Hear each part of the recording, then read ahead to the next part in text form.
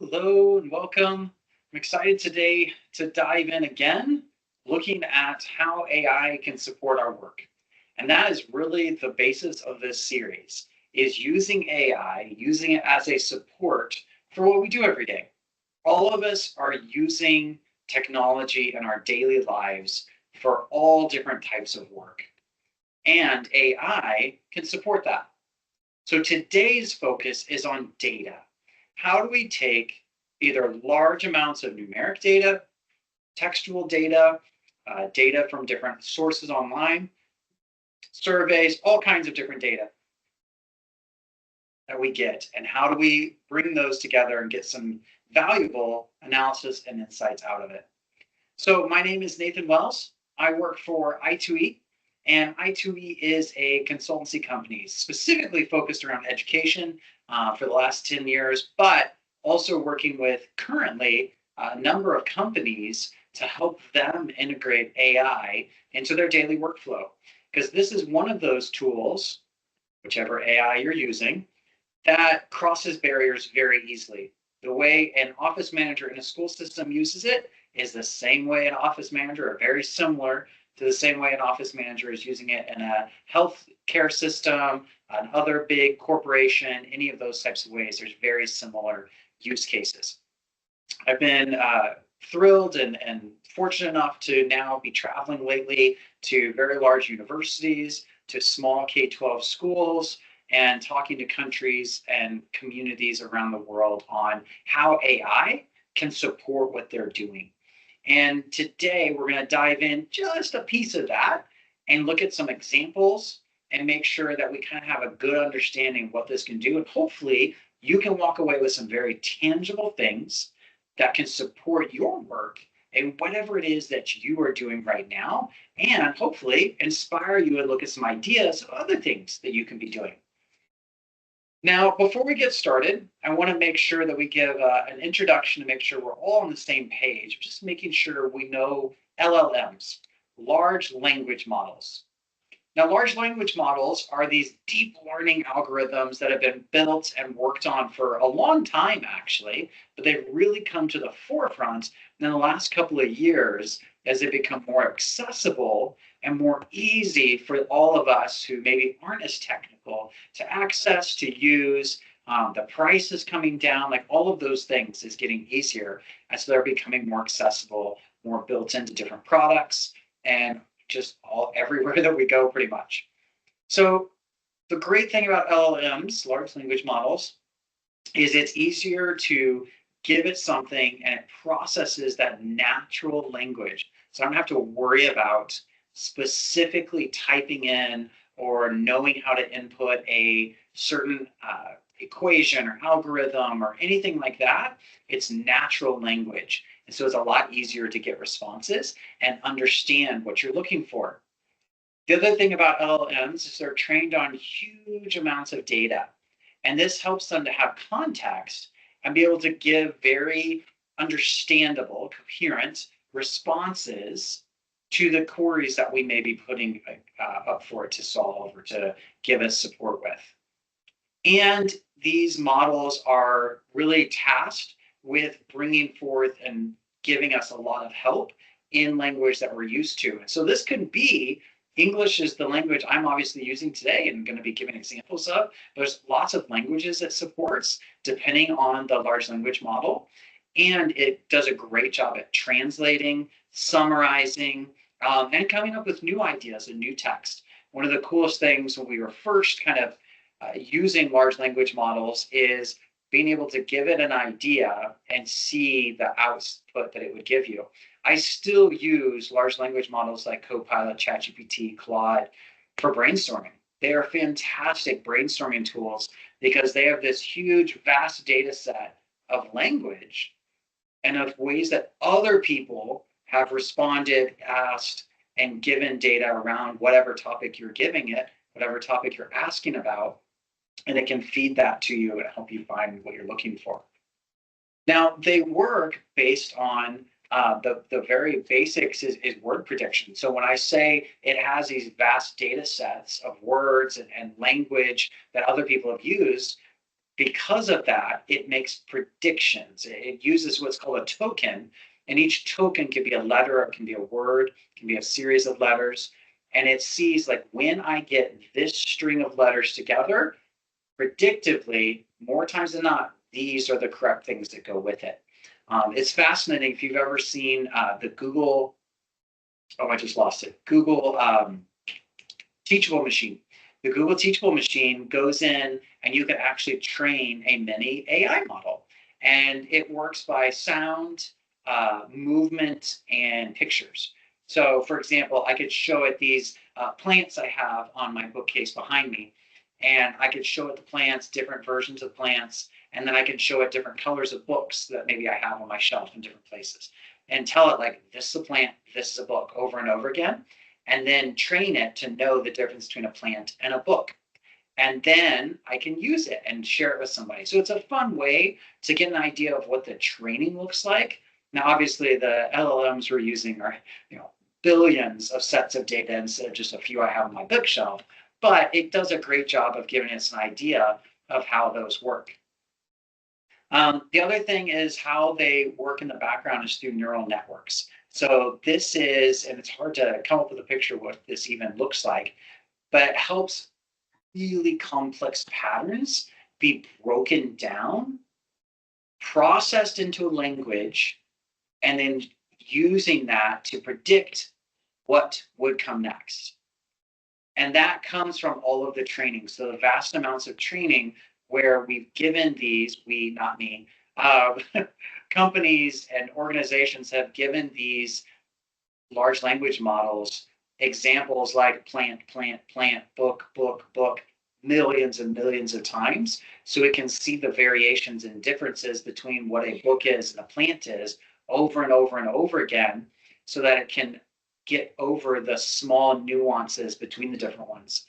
There was some funny, if you understood it was fake, examples, especially when some of the early versions of ChatGPT, Gemini, some of these were coming out, and people were asking them questions, asking it specifically, really funny ones coming out of when the first pictures were being generated by AI.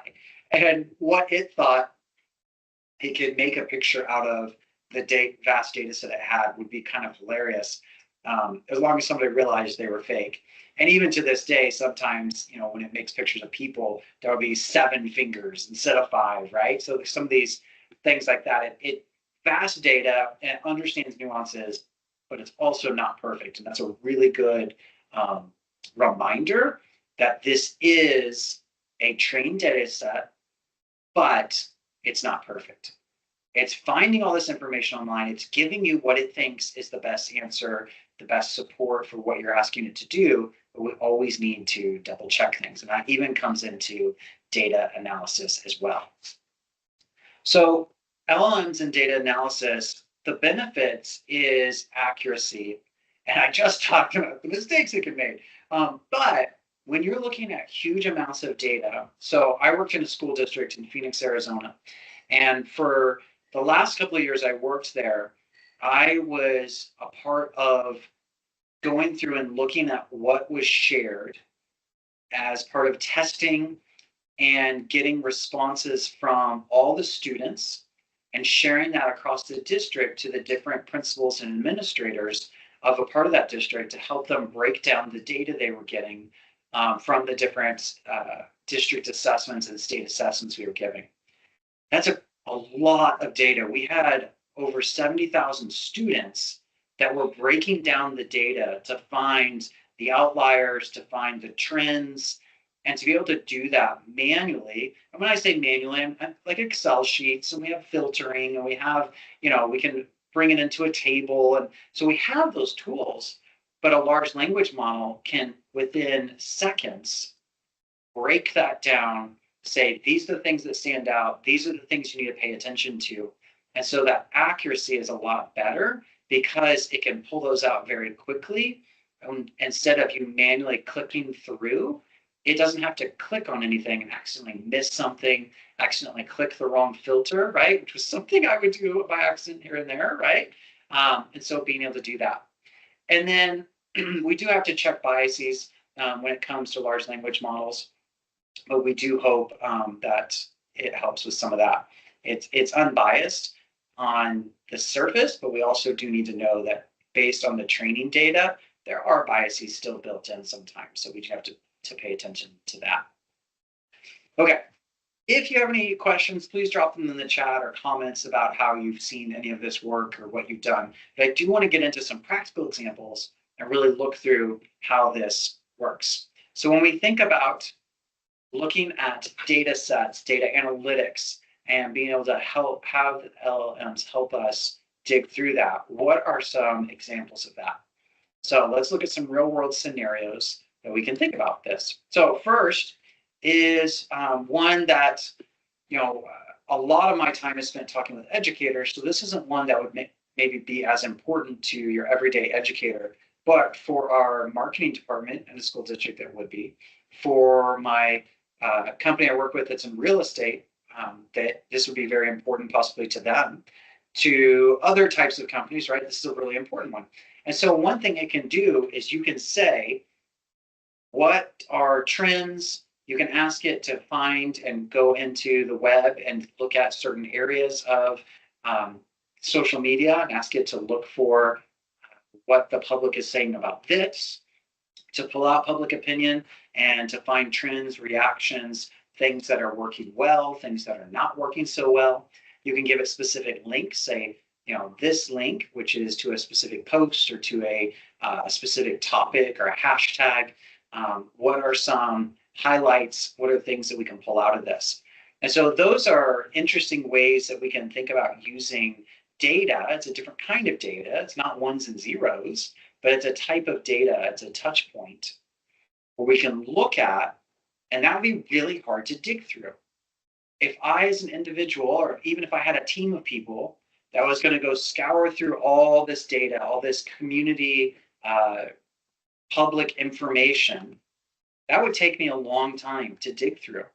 And so being able to use a large language model, I'm thinking Copilot, that's the one I use the most often, it is connected to the internet. So it can give you up-to-date information based on new information that's added to the internet. So I can say, what is trending? What are hashtags? What are organizations that are getting a lot of movement right now? Maybe I have a specific topic, or if I'm working for a business, I have a specific product that I'd like to find out, what is public opinion of this? Are people talking about it? Are people complaining about it? Are there things that people are highlighting that they love about it?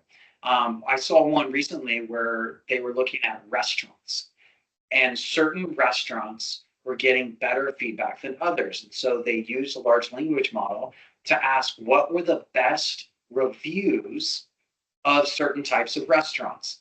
And the reviews pointed to restaurants that had an order at counter, and that there's lots of people that it looked like it was busy.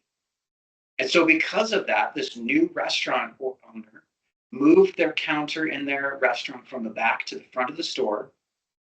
You could go order at the counter and move into the store, but it forced the line to go out onto the sidewalk, under a covered sidewalk, but it was out to the sidewalk. So it always looked busy, and people were able to see really quickly where they would order, what they were ordering, all that kind of stuff. It was a really interesting video that kind of talked through how this organization, this restaurant group, decided to change the flow of their restaurant business based on using a large language model to analyze data from successful, they were looking, I think it was Google reviews, right? Just reviews of restaurants and what people were saying they liked about it. And just making that tweak enhance their business. It's really fascinating. Another thing is predictive analytics. So predictive analytics a lot of times is used in the sales world. So looking at, historical sales and patterns and trends that we're seeing currently in the market.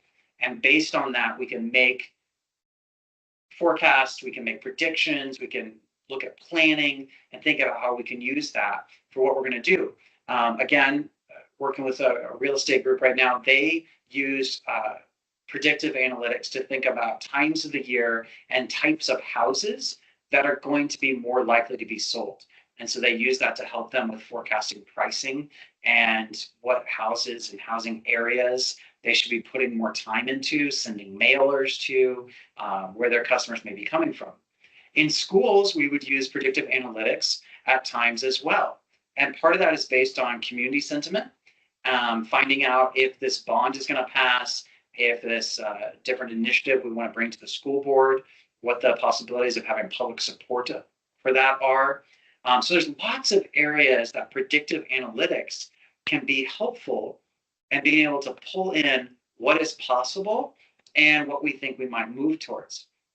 In predictive analytics, there are whole teams that spend months working on these types of initiatives.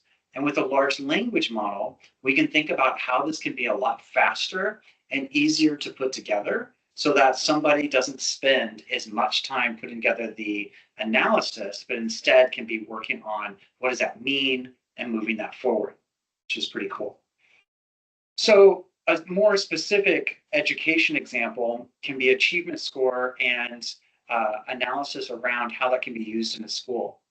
So one of those, excuse me, is looking at data across grade levels and years, and a school leader can see how students are growing or areas for improvement. I'll show an example of this here in a minute. And then also, this was one that we tried to do in the district I worked in, and it just took lots of hours to do. So using a large language model would help this, is analyzing trends around student attendance and behavior issues. So if you think about student trends around those, are there certain times of the year? Are there certain events around the year at different times of the year that trigger an attendance drop, behavior cases rise? And with that, can we use that information to then make decisions in our school system to add incentives, to add distractions, honestly, right? To help students not struggle with the attendance and the behavior issues that could be happening during that time. So we want our community feedback to be taken in. That was another survey that we would send out every year that most school districts, at least in the US, send out as a community feedback survey. So asking parents, what have you liked about the district? What are struggles you've had? What are you seeing? What would you like to see done? And so going through all of that data, because a lot of it is comments, and comments are really hard to filter through. So asking a large language model, go through it, give us the highlights. What are the keywords that keep popping up, right? Being able to analyze that data quickly and being able to then make actions on that faster is really important and really hard to do without a system like a large language model that's going to be able to pull those out and help you understand them and find key things quickly. So here's an example from ChatGPT. We at I2E lead a training called the Microsoft Certified Coach. And at the end of that training, we put out a survey to all the attendees. It's a 2-day in-person initially. And a lot of it is really good numbers, but then again, there's a lot of text. And so I asked ChatGPT, you can see my prompts there at the top of the screen if you're interested. But the main point is I asked it to bring out the examples. What are the things that worked well? And what are the things that we can highlight? And so you can see it started to analyze that for me and look at it. All I did not log into ChatGPT. This is not a paid version. I did the same thing in Claude, if you've ever used Claude.ai. And I did the same thing in Copilot. And they all work in similar ways where you can upload a CSV file, and that's key. Not all of them take Excel spreadsheets. Usually you have to convert it to a CSV. So you upload this CSV file, or a PDF, actually, I found works pretty well too. And then it goes through, it grabs all the numbers and gives you percents really easily. It goes through and can find keywords, and it can pull out quotes and items that it says you should highlight. And so I went back after I looked at this and checked the spreadsheet myself just to look at it, because I actually did this in Forms, right? In the Forms app, you could do Google Forms, Microsoft Forms, wherever. And Microsoft Forms, for example, does give you percentages, and it kind of highlights some of that for you already. I just wanted to compare it. And it was the same numbers, so it was very accurate in that sense. And then I went through and just read through some of the comments to see what I would pull out. And it was very similar. it did a really good job of pulling out, in this example, ChatGPT did a really good job of pulling out some of the keywords and a quote that I could then post and use in our newsletter to say, hey, here's what the past participants in this training have said. So that was a pretty cool example of that. Now, if you're looking at going beyond a simple spreadsheet, so most, especially free, if you get into paid, there are some other options, but especially free large language models, Gemini, Claude, Copilot, ChatGPT, etc., Perplexity, they usually only allow you to upload one piece of data at a time. So that could be a website, not all of them allow you to do websites, a website, or a document. So that could be a Word, that could be PDF, in this sense, a CVF, or CSV file, and then it can give you analytics out of that file. And especially, I kept hitting in Claude and I forget the other one. I kept hitting a block where it would just spin because the file was too big. So you also have to be careful how big it is, especially in the free versions of each of those. If you want to go a step farther, I'm going to show an example, and I use Copilot. OpenAI, which is where ChatGPT comes from, they have a paid-for service that's separate where you can create agents, and it can get expensive pretty quick. But with a paid subscription to Microsoft Copilot, you have access to what's called Copilot Studio.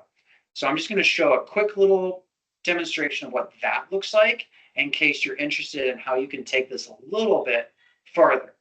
Because again, it's great if I just upload one document or give it one source of data and get some analysis out of it. That's great. That is getting us most of the way there in some cases, right?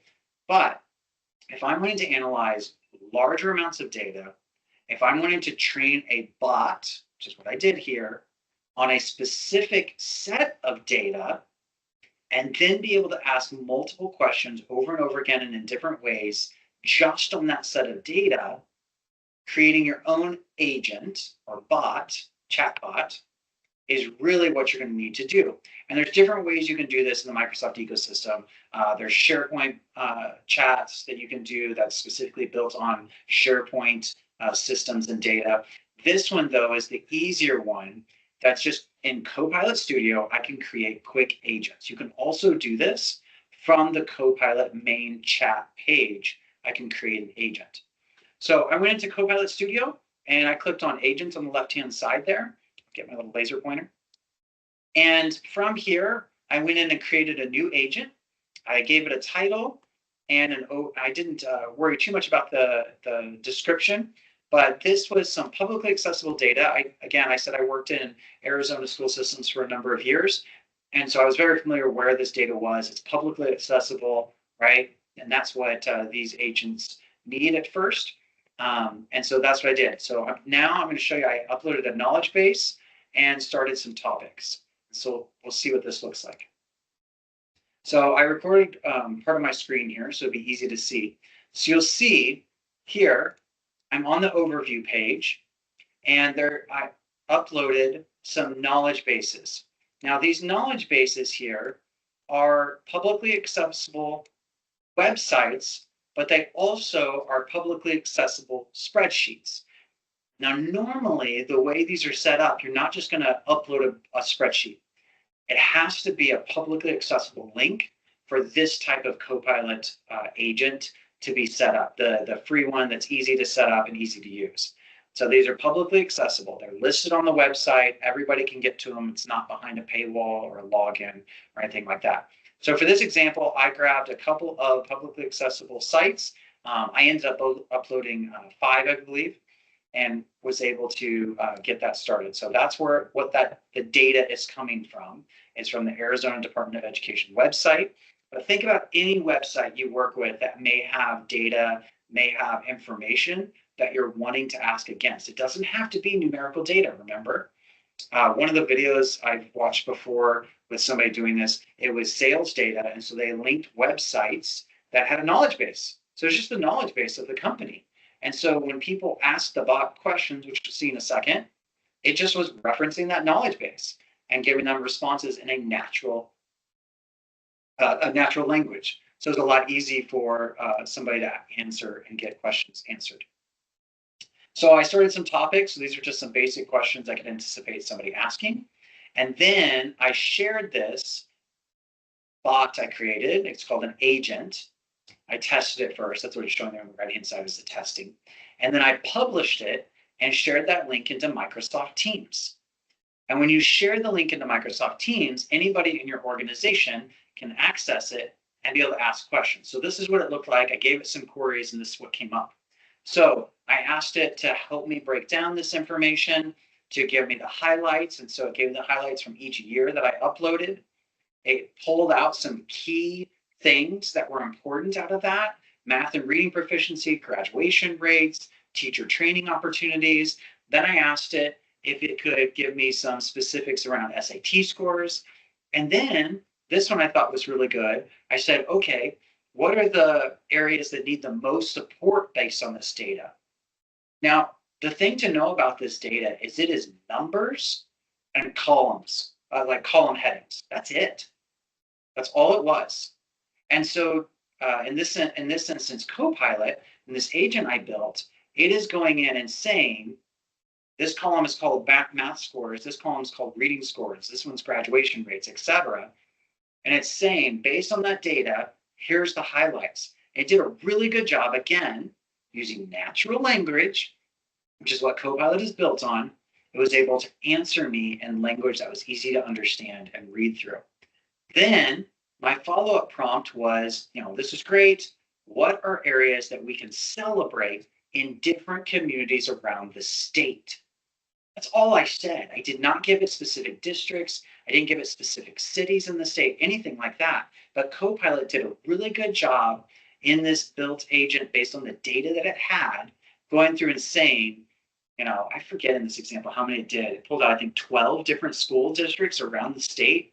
This district was really good with this. This district was really good with this. And so it's highlighting this. You know how long that would have taken somebody to go through and find and come up with ideas to be able to highlight different places around the state? Now, it didn't pull out every district, it didn't pull out every community in the state, but man, this is a good start. And I can ask it follow-up questions as well to say, like, okay, what about cities that are around Flagstaff, which is in the north central part of the state? What about areas that are around Yuma, which are in the southwest part of the state, right? So I could ask it follow-up questions as well. But this was hugely helpful in taking these massive data sheets that are millions of points of data and bringing it into very easy to understand and work with data points. So that's what Copilot agents look like and how they work, just very briefly, right? This isn't a tutorial, but just to give you an idea of how they could work and how they could be helpful in businesses and in schools and maybe even in your personal work with whatever you're doing.